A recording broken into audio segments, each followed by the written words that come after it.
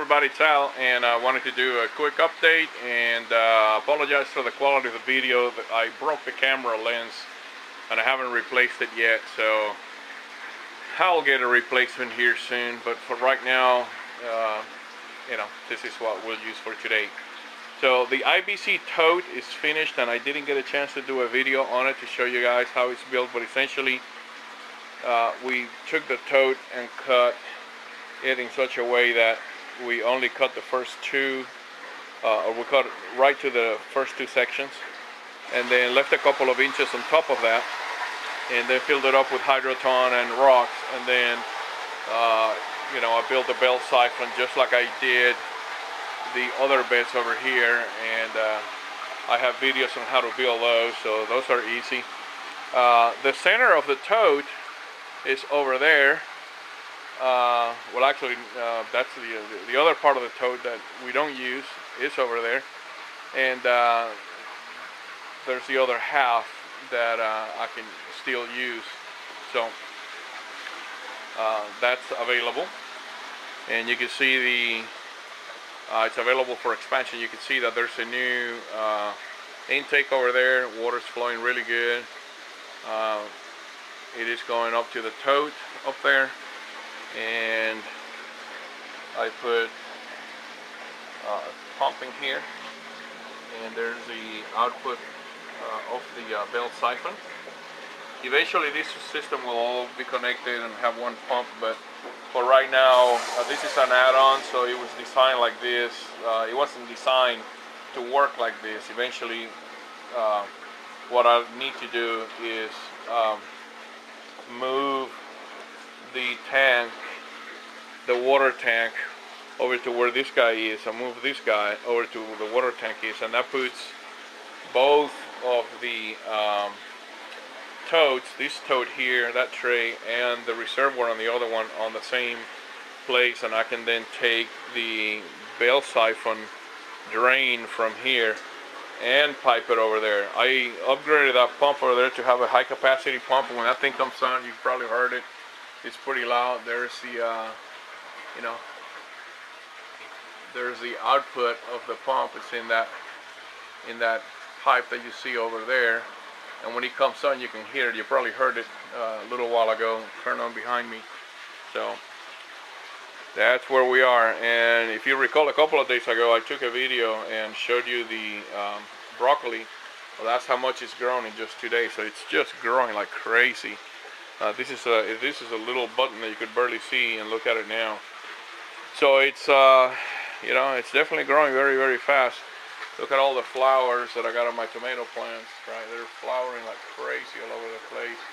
And now they have a place for them to grab onto and grow. So this should go really well. Give you a little more of a tour, I guess.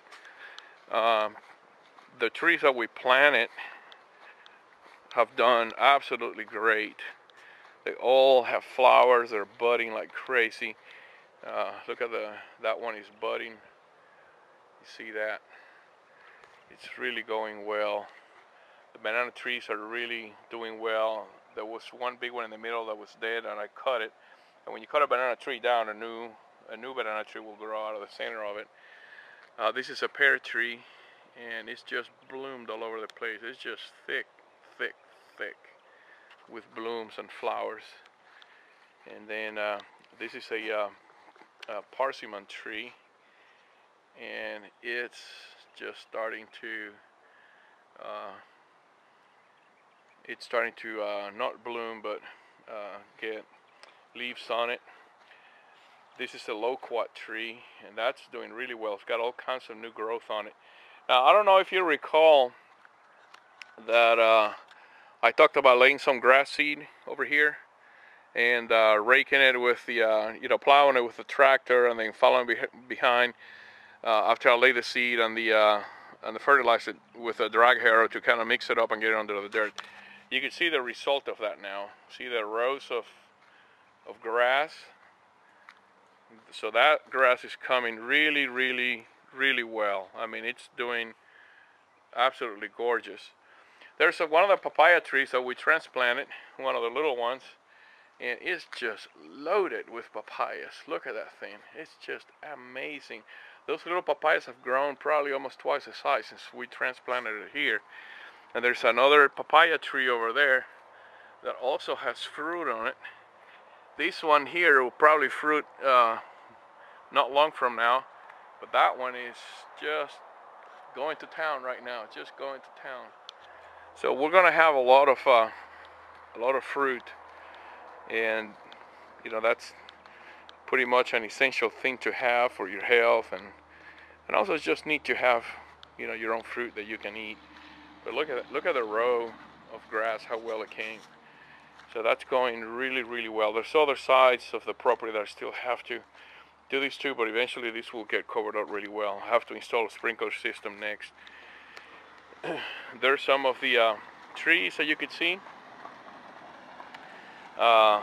This should be an orange or a lemon. This is a lemon tree. So there's a lemon tree right there, and that's all in bloom. You can see the bee working that flower right there.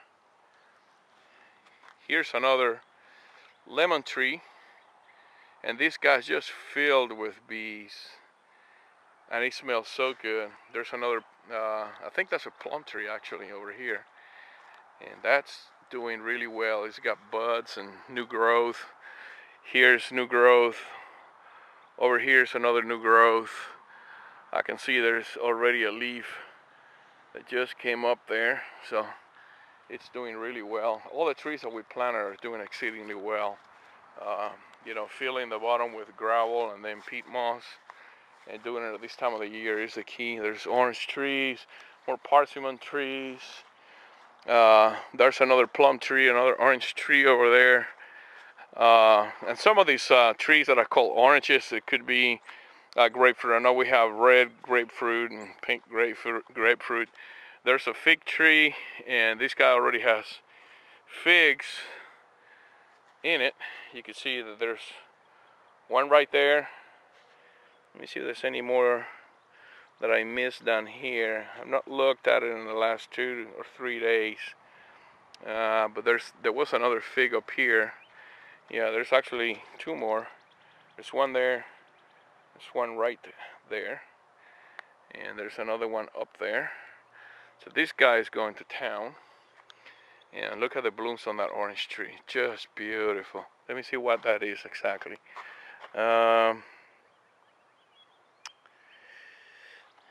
This is a Texas citrus tree, but I can't tell what it is. It just says citrus.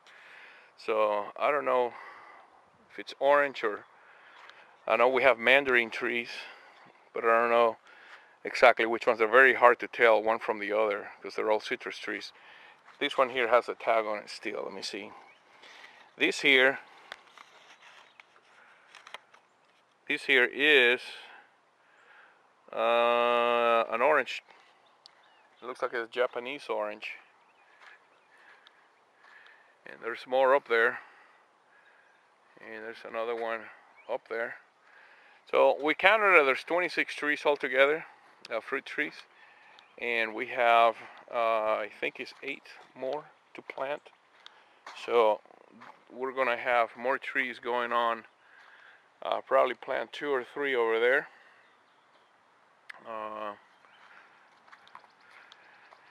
And distribute that a little more. This tree here is a plum tree that we had for several years, and it hadn't done so well, and we're hoping that this year it'll finally take off.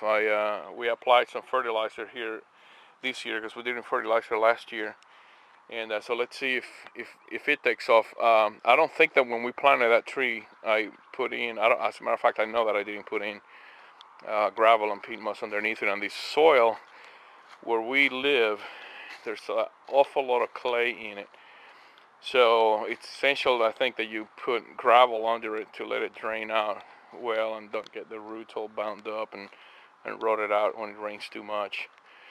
But overall, doing good. So I'm very happy. Trees are doing well. The grass is doing well. The goats are doing well. The aquaponics is doing well. And all I gotta do is put a sprinkler system, and one of these days here finish my shooting range, and I think I'll be good to go. And also start doing those towers. I'm actually gonna add a section to those towers this weekend. So this weekend there'll be another section going up on those, and then it'll be a matter of just having one last weekend to add one more section, and we are good to go to put the wind turbines up there. All right, everybody, thanks for watching. God bless and take care.